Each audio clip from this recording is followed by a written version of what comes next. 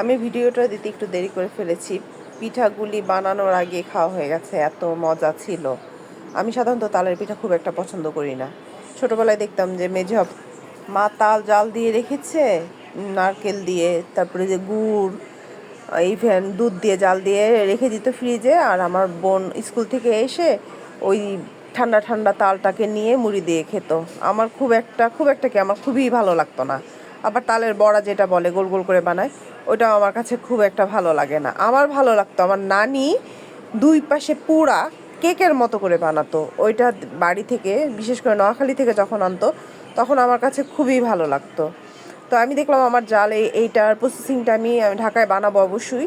সে তালটাকে রাত্রেবেলা নারকেল, চিনি, চালের গুঁড়া, 1 চামচ খাবার সোডা দিয়ে রেখে দিয়েছে।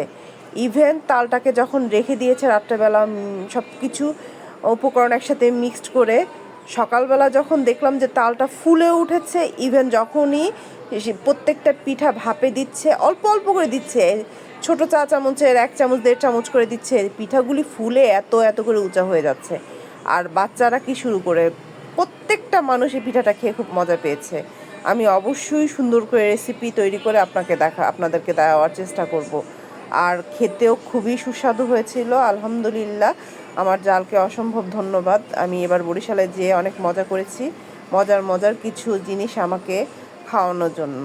সবাইকে অসংখ্য ধন্যবাদ আমার এই ছোট ভিডিও দেখার জন্য। আল্লাহ হাফেজ।